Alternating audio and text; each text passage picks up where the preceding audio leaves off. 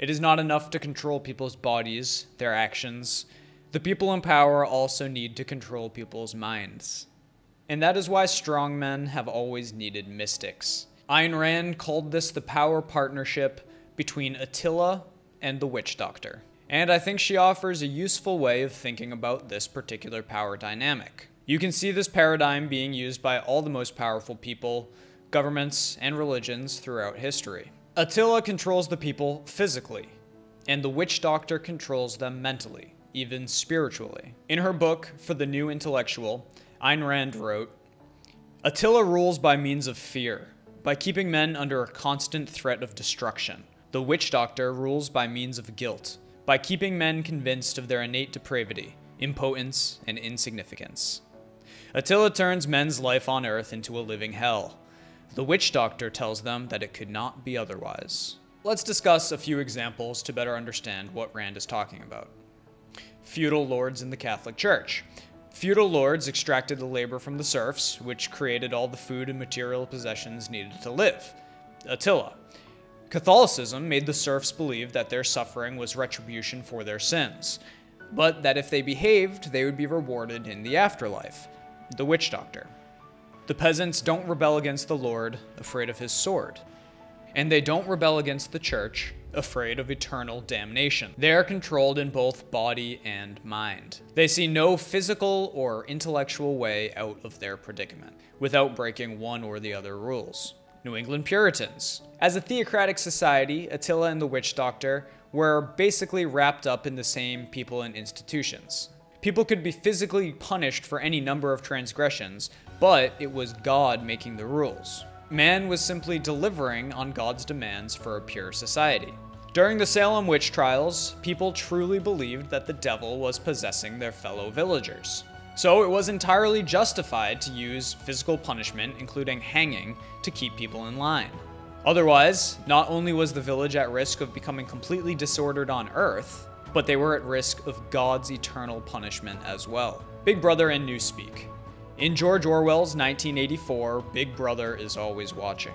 You behave because you don't want to be punished for stepping out of line. But because of Newspeak, the language that has been so butchered to render any critical thought fruitless, the people do not even have the capacity to intellectually disagree. For example, Oceania is at war with East Asia. Oceania has always been at war with East Asia. In reality, the previous week, Oceania was at war with Eurasia. However, Newspeak has rendered words like truth and deception meaningless. What Big Brother says is the truth, and it becomes reality. Who controls the past controls the future. Who controls the present controls the past. So you can try to reason in your mind that something is off, but you have been taught that war is peace, freedom is slavery, and ignorance is strength. And so you don't think about it. Because if you find any flaws in Big Brother's reasoning, you're guilty of a thought crime. And of course, Republicans and Democrats. One of the big ways that this power dynamic between Attila and the witch doctor comes into play in our own lives.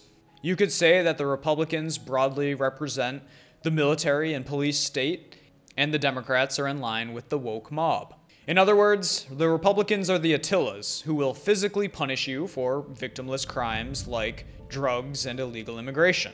And the Democrats are the witch doctors who control the media, the Twitter mobs, the Facebook, Google, YouTube censorship. The Republicans punish you for physically stepping out of line. The Democrats punish you for mentally stepping out of line. Of course, as many commenters have pointed out, it's not the politicians that are truly in charge. In that sense, you could say that politics in general is akin to the witch doctor, keeping people convinced that they have to submit to a government in order to live in a safe and prosperous society. Meanwhile, the monetary system controls the physical reality that we live in. Of course, there is some mix and match here, because it's the government's police that are Attila's agents, the ones that you have physical contact with to keep you in line. But we're just using this neat black and white paradigm to extract and analyze how this power structure works, and how the powerful operate. We're not just trying to fit everything neatly into these two categories. But you could also see this with a lot of powerful corporations. In real life, Nike may use sweatshops to reap vast profits, but their marketing has to take a stand, or a knee, against injustice in America. It's Attila doing whatever it takes in the real world to turn a profit, and the witch doctor making sure that there is a proper myth so that customers believe in the company. And throughout these examples, you'll see sometimes Attila has more power, and sometimes it's the witch doctor that's really running the show. Sometimes one is leading the charge, and sometimes the other one is dominant. That is because they too, the Attilas and the witch doctors, are struggling for power. They're suspicious of the other power faction. You see this often in current day rulers and the elite behind the scenes. As I've said before, power is largely an elite versus elite game, and they use the people that they view as lesser as pawns. Rand wrote, "But the alliance of the two rulers is precarious. It is based on mutual fear and mutual contempt. Attila is an extrovert, resentful of any concern with consciousness. The witch doctor is an introvert, resentful of any concern with physical existence. Attila professes scorn for values, ideals, principles, theories, and abstractions. The witch doctor professes scorn for material property, for wealth, for man's body, for his earth. Attila considers the witch doctor impractical. The witch doctor considers Attila immoral." Again, these are not strict, rigid archetypes. Rand only describes the two factions of power in this way to demonstrate how they operate. Like everything, these traits fall along a continuum. But whether it is the Attila or the witch doctor that is any given elite's dominant trait, secretly, each of them believes that the other possesses a mysterious faculty he lacks, that the other is the true master of reality, the true exponent of the power to deal with existence. In terms not of thought, but of chronic anxiety, it is the witch doctor who believes that brute force rules the world, and it is Attila who believes in the supernatural. His name for it is fate, or luck. And the reason that Attila and the witch doctor are able to keep this power dynamic going is because most people fall along this continuum into their various camps. Some assuming that the biggest muscles and armies are truly in control, and some believing in a higher power. That higher power, again, is not necessarily religious or spiritual. It could be the ideology of communism or belief in the social contract, where people assign inherent obligations to those around them without agreement. But this power dynamic relies on a third class, the people who actually produce the necessities needed to live. The food, the shelter, the innovation, the technology, and all of society's advancement. Against whom is this alliance between Attila and the witch doctor formed? Against those men whose existence and character both Attila and the witch doctor refuse to admit into their view of the universe. The men who produce. In any age or society, there are men who think and work, who discover how to deal with existence, how to produce the intellectual and material values it requires. These are men whose effort is the only means of survival for the parasites of all varieties, the Attilas, the witch doctors, and the human ballast. The ballast consists of those who go through life in a state of unfocused stupor, merely repeating the words and the motions they learned from others.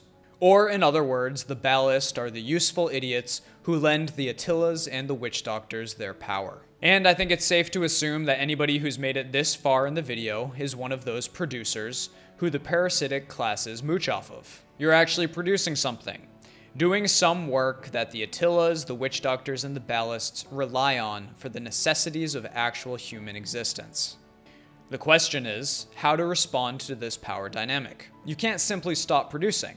That was the idea behind Rand's Atlas Shrugged, a boycott from all the producers in the world who say they won't build anymore for the cabal.